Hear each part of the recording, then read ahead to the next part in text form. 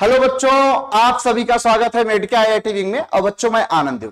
हम लोग बच्चों एनसीईआरटी एग्जाम्पलर के क्वेश्चन कर रहे हैं, जिसमें हम लोगों ने 11th एनसीईआरटी एग्जाम्पलर को कवर कर लिया है और हम लोग 12th एनसीईआरटी एग्जाम्पलर के क्वेश्चन को कर रहे हैं। 12th एनसीईआरटी एग्जाम्पलर में भी हम लोगों ने काफी चैप्टर को कवर कर लिया है।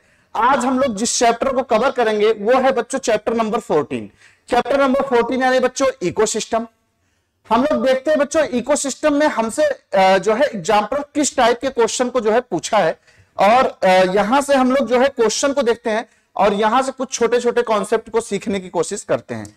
देखते हैं बच्चों आज का जो हम लोग का पहला क्वेश्चन है वो क्या पूछ रहा है एग्जाम्पलर, थोड़ा सा देखते हैं। देखिए पहला क्वेश्चन क्या पूछ रहा है, कह रहा है decomposers like fungi and bacteria are. फिर से देख लीजिए, करा decomposers like fungi and bacteria are. पहले लिखता है ऑटोट्रॉफ्स, फिर लिखता है हेट्रोट्रॉफ्स, फिर लिखता है सेप्रोट्रॉफ्स, फिर लिखता है chemo autotroph.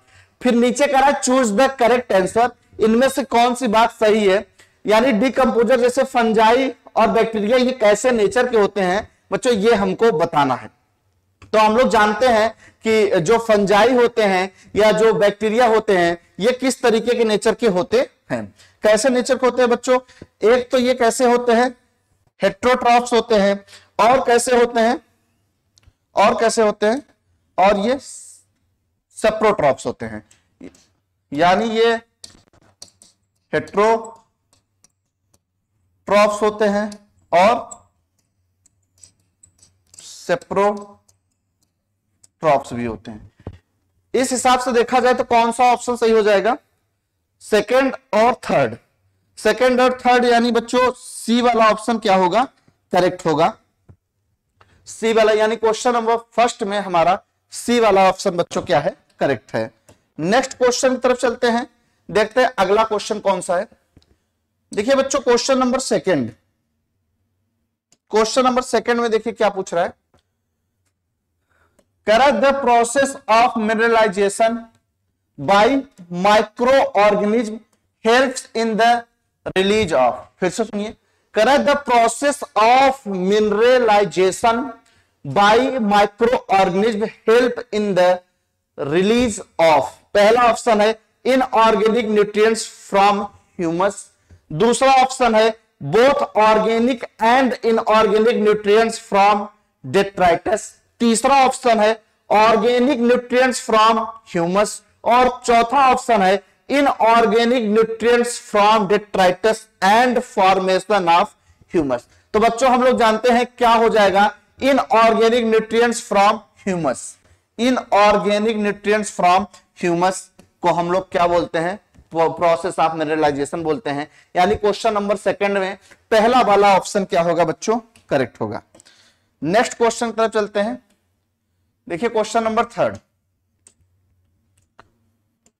Question number third, productivity is the rate of production of biomes expressed in term of. बच्चों ये अगर हम इस क्वेश्चन की बात करें तो एग्जाम्पलर इस क्वेश्चन के ऑप्शन को गलत देता है, गलत लिखा हुआ है, थोड़ा सा हमने मॉडिफाइड किया हुआ है इसके ऑप्शन को। तो पहला ऑप्शन है kilocalorie metre cube year inverse, दूसरा ऑप्शन है G -1 YR -1, तीसरा ऑप्शन है G -2 YR -1, तीसरा ऑप्शन है किलो कैलोरी -2 और YR -1। तो बच्चों इस अकॉर्डिंग अगर हम लोग बात करें तो G -2 YR -1 और किलो कैलोरी -2 YR -1, यानी ऑप्शन सेकंड और फोर्थ ये दोनों हमारा करेक्ट होगा। यानी हमारा सी वाला ऑप्शन क्या है, करेक्ट है क्वेश्चन नंबर थर्ड का। नेक्स्ट क्वेश्चन की तरफ चलते हैं, देखते हैं अगला क्वेश्चन कौन सा है।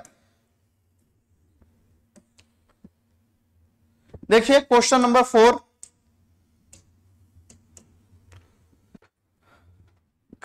An inverted pyramid of biomass can be found in which ecosystem. फिर से सुनिए, an inverted pyramid of biomass can be found in which ecosystem. पहला ऑप्शन है फॉरेस्ट, दूसरा ऑप्शन है मेराइन, तीसरा ऑप्शन है ग्रासलैंड और चौथा ऑप्शन है tundra. Inverted pyramid of biomass can be found in which ecosystem. तो इनमें से कौन सी इकोसिस्टम में इन्वर्टेड पिरामिड देखने को मिलेगा, तो बच्चों बताइए कौन सी इकोसिस्टम में देखने को मिलेगा, कौन सी इकोसिस्टम में देखने को मिलेगा? मेरीन। यानी क्वेश्चन नंबर 4 का हमारा बी वाला ऑप्शन क्या होगा बच्चों? करेक्ट होगा। नेक्स्ट क्वेश्चन की तरफ चलते हैं, देखते हैं अगला क्वेश्चन। देखिए बच्चों क्वेश्चन नंबर 5, कराइट which of the following is not a producer. कराइट इनमें से कौन सा प्रोड्यूसर नहीं है? पहला ऑप्शन है स्पाइरोगाइरा, दूसरा ऑप्शन है एगेरिकस, तीसरा ऑप्शन है वॉल बॉक्स और चौथा ऑप्शन है नॉस्टॉक। तो बताइए बच्चों इनमें से कौन सा प्रोड्यूसर नहीं होगा? तो बच्चों हम लोग जानते हैं एग्रिकस किसी भी प्रकार का प्रोड्यूसर नहीं है। यानी अगर हम बात करें क्वेश्चन नंबर 5 का, तो क्वेश्चन नंबर 5 में हमारा बी वाला ऑप्शन क्या हो जाएगा बच्चों? करेक्ट हो जाएगा। नेक्स्ट क्वेश्चन की तरफ चलते हैं, देखते हैं अगला क्वेश्चन क्या है।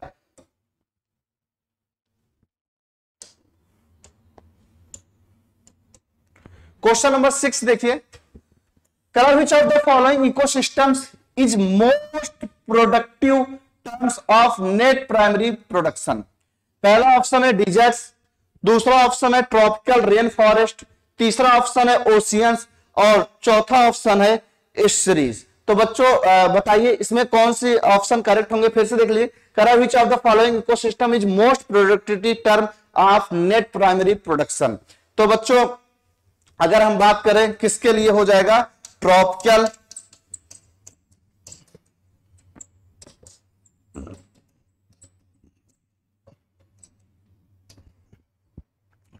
रेन फॉरेस्ट के लिए।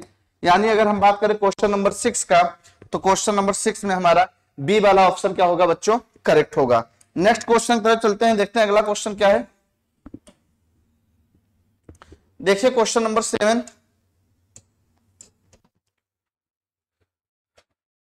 Pyramid of number is. पहला ऑप्शन है पिरामिड ऑफ नंबर बता रहा है कैसे होते हैं। पहला ऑप्शन है ऑलवेज अपराइट, दूसरा ऑप्शन है ऑलवेज इन्वर्टेड, तीसरा है आइदर अपराइट और इन्वर्टेड और चौथा है नाइदर अपराइट नॉट इन्वर्टेड। तो कैसा होता है बच्चों पिरामिड ऑफ नंबर, कैसे होते हैं बताइए?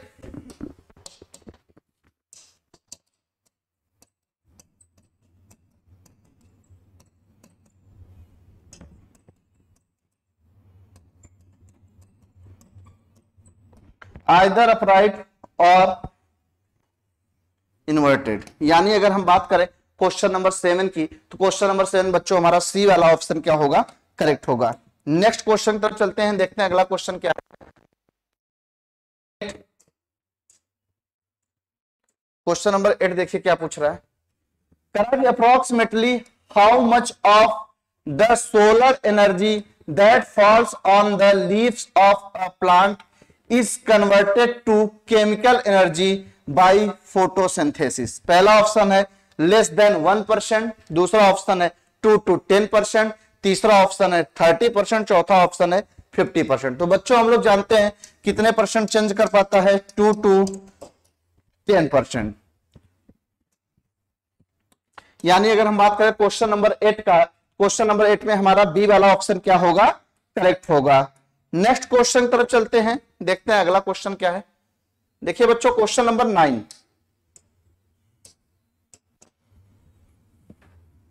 क्या कह रहा है? among the following where do you think the process of decomposition would be the fastest। फिर से देख लीजिए, among the following where do you think the process of decomposition would be the fastest। पहला ऑप्शन है tropical rain forest, दूसरा option है Antarctica, तीसरा option है ड्राई एरिड रीजन, चौथा ऑप्शन है एल्पाइन रीजन। तो बच्चों किसमें देखने को मिलता है बताइए? फास्टेस्ट सबसे ज्यादा ट्रॉपिकल रेन फॉरेस्ट में। किसमें? ट्रॉपिकल रेन फॉरेस्ट में। अगर हम लोग बात करें क्वेश्चन नंबर 9 का, तो क्वेश्चन नंबर 9 में बच्चों हमारा कौन सा ऑप्शन सही हो जाएगा? क्वेश्चन नंबर 9 में हमारा ए वाला ऑप्शन क्या होगा बच्चों? करेक्ट होगा। नेक्स्ट क्वेश्चन की तरफ चलते हैं, देखते हैं अगला क्वेश्चन कौन सा है। देखिए क्वेश्चन नंबर 10,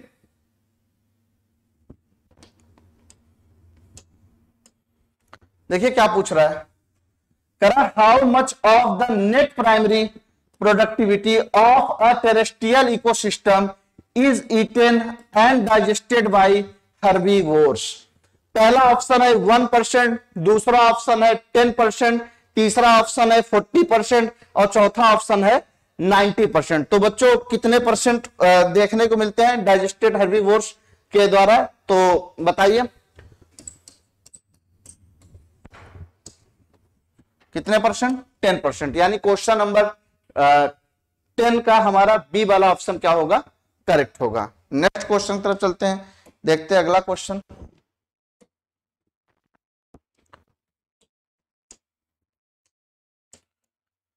देखिए क्वेश्चन नंबर 11, करा during the process of ecological succession the changes that takes place in communities are. पहला ऑप्शन है ऑर्डरली एंड सिक्वेंशियल, दूसरा ऑप्शन है रैंडम, तीसरा ऑप्शन है वेरी क्विक, चौथा ऑप्शन है not influenced by the physical environment. During the process of ecological succession the changes that takes place in communities are. तो बच्चों कैसे चेंजेस होते हैं? ऑर्डरली और सिक्वेंशियल। यानी हमारा कौन सा ऑप्शन सही हो जाएगा? हमारा ऑप्शन नंबर फर्स्ट क्या होगा? करेक्ट होगा क्वेश्चन नंबर 11 का। नेक्स्ट क्वेश्चन की तरफ चलते हैं, देखते हैं अगला क्वेश्चन कौन सा है। क्वेश्चन नंबर 12 देखिए, करा climax community is in a state of, फिर से सुनिए, करा climax community is in a state of. पहला ऑप्शन है नॉन इक्विलिब्रियम, दूसरा ऑप्शन है इक्विलिब्रियम, तीसरा ऑप्शन है डिसऑर्डर, चौथा ऑप्शन है कांस्टेंट चेंज। फिर से देखिए, करा climax community is in a state of non equilibrium, equilibrium, disorder, constant change. तो कौन सा ऑप्शन होगा बच्चों?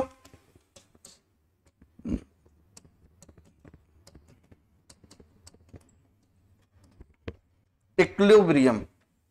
यानी अगर हम बात करें क्वेश्चन नंबर 12 की, तो क्वेश्चन नंबर 12 में हमारा कौन सा ऑप्शन सही हो जाएगा? बी वाला ऑप्शन क्या होगा? करेक्ट होगा। नेक्स्ट क्वेश्चन की तरफ चलते हैं। देखिए क्वेश्चन नंबर 13, करा among the following biogeochemical cycles which one does not have losses due to respiration.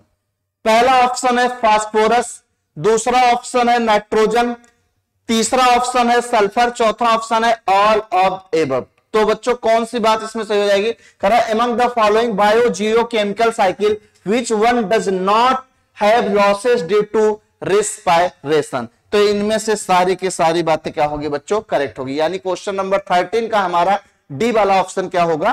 Correct होगा। नेक्स्ट क्वेश्चन की तरफ चलते हैं, देखते हैं अगला क्वेश्चन।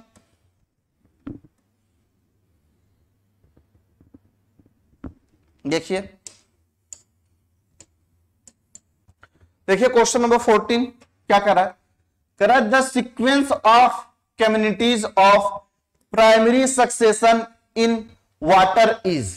पहला ऑप्शन है फाइटोप्लैंक्टन, इड्स, free floating hydrophytes, rooted hydrophytes, grasses and tree. दूसरा ऑप्शन है phytoplankton, free floating hydrophytes, rooted hydrophytes, इड्स, ग्रासेस एंड ट्रीज। तीसरा ऑप्शन है free floating hydrophytes, seeds, phytoplankton, rooted hydrophytes, grasses and trees. चौथा option है phytoplankton, rooted submerged hydrophytes, floated hydrophytes, reeds, swamp, seeds, meadow and trees. तो बच्चों इसमें पूछा है, सीक्वेंस पूछा है कम्युनिटी ऑफ प्राइमरी सक्सेशन का वाटर में। तो कौन सा सीक्वेंस बच्चों इसमें सही होगा? सबसे पहले क्या?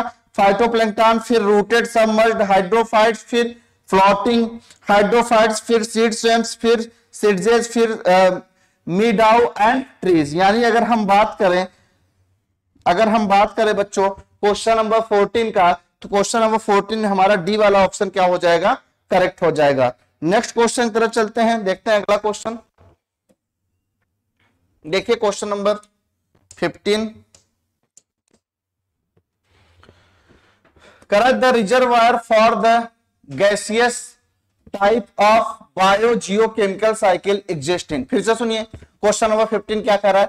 Correct the reservoir for the gaseous type of bio geochemical cycle existing. पहला ऑप्शन है स्ट्रेटोस्फीयर, दूसरा ऑप्शन है एटमॉस्फेयर, तीसरा ऑप्शन है आइनोस्फीयर और चौथा ऑप्शन है लिथोस्फीयर। तो कह रहा है reservoir for the gaseous type of biochemical cycle exist in, इनमें से किसमें एग्जिस्ट करता है? तो बच्चों हम लोग जानते हैं किसमें एग्जिस्ट करता है, एटमॉस्फेयर में। यानी अगर हम लोग बात करें क्वेश्चन नंबर 15 की, तो क्वेश्चन नंबर 15 में हमारा बी वाला ऑप्शन क्या होगा, करेक्ट होगा। नेक्स्ट क्वेश्चन की तरफ चलते हैं, देखते हैं अगला क्वेश्चन। देखिए बच्चों क्वेश्चन नंबर 16 क्या पूछ रहा है। क्वेश्चन नंबर 16 कह रहा है if the carbon atoms fixed by producers already have passed through 3 species the tropical level of the last species would be. पहला ऑप्शन है स्क्वेंजर, दूसरा ऑप्शन है टर्सरी प्रोड्यूसर, तीसरा ऑप्शन है टर्सरी कंज्यूमर और चौथा ऑप्शन है सेकेंडरी कंज्यूमर। फिर से देखिए क्वेश्चन नंबर 16 करा if the carbon atoms fixed by producer already have passed through 3 species the tropical level of the last species would be. Last species इनमें से क्या होगा क्वेश्चन नंबर 16 में? पहला ऑप्शन है स्क्वेंजर, दूसरा ऑप्शन है टर्सरी प्रोड्यूसर, तीसरा ऑप्शन है टर्सरी कंज्यूमर और चौथा ऑप्शन है सेकेंडरी कंज्यूमर। तो बच्चों क्या होगा बताइए?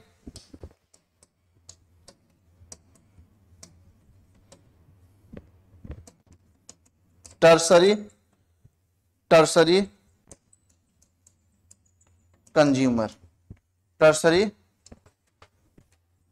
कंज्यूमर। यानी अगर हम बात करें क्वेश्चन नंबर 16 का, क्वेश्चन नंबर 16 में हमारा सी वाला ऑप्शन क्या हो जाएगा, करेक्ट हो जाएगा।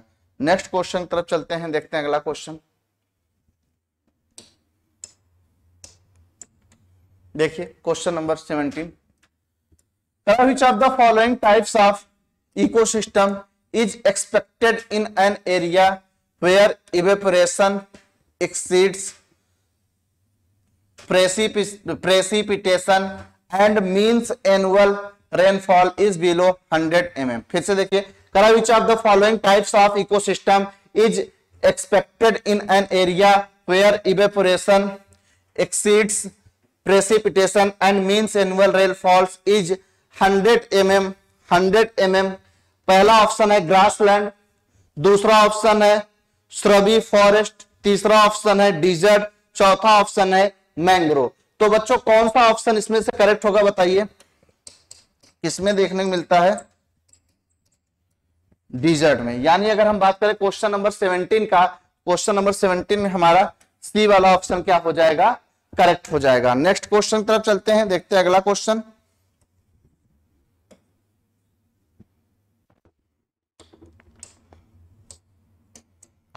क्वेश्चन नंबर 18 देखिए करा the zone at the edge of a lake और ocean which is alternatively exposed to air and emerge in water is called.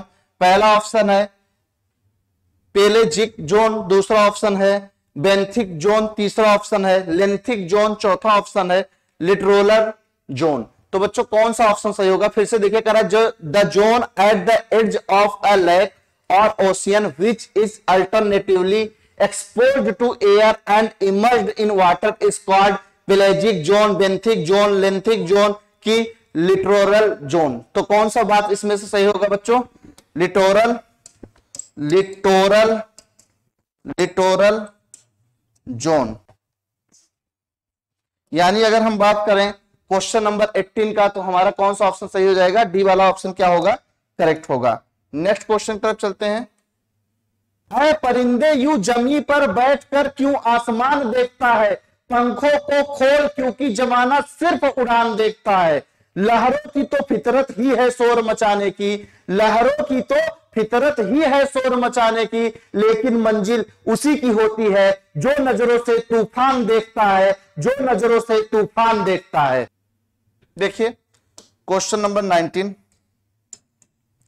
क्या है, एडेफिक फैक्टर रिफर्स टू, पहला ऑप्शन है वाटर, दूसरा ऑप्शन है सॉइल, तीसरा ऑप्शन है रिलेटिव ह्यूमिडिटी, चौथा ऑप्शन है एल्टीट्यूड। फिर से सुनिए क्या कह रहा है, इडेफिक फैक्टर्स रिफर्स टू, पहला ऑप्शन है वाटर, दूसरा ऑप्शन है सॉइल, तीसरा ऑप्शन है रिलेटिव ह्यूमिडिटी, चौथा ऑप्शन है एल्टीट्यूड।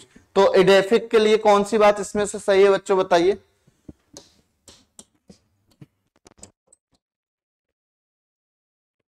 अगर हम बात करें क्वेश्चन नंबर 19 की, क्वेश्चन नंबर 19 हमारा बी वाला ऑप्शन सही हो जाएगा, soil.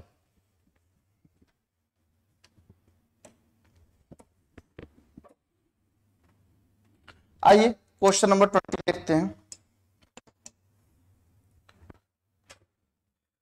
Which of the following is an ecosystem service provided by a natural ecosystem। फिर से सुनिए, which of the following is an ecosystem service provided by a natural ecosystem। पहला option है साइक्लिंग ऑफ न्यूट्रिएंट्स, दूसरा option है prevention of soil erosion, तीसरा option है pollutant absorption and reduction of the threat of global warming, चौथा option है all of the above. फिर से सुनिए, which of the following is an ecosystem service provided by a natural ecosystem। पहला option है cycling of nutrients, सही है, दूसरा ऑप्शन है प्रिवेंशन ऑफ सॉइल इरोजन, सही है, तीसरा ऑप्शन है polluted absorption and reduction of the treated global warming, ये भी सही है, और चौथा ऑप्शन है ऑल ऑफ द एबव। यानी अगर हम लोग बात करें क्वेश्चन नंबर 20 की, तो क्वेश्चन नंबर 20 हमारा डी वाला ऑप्शन क्या होगा बच्चों, करेक्ट होगा।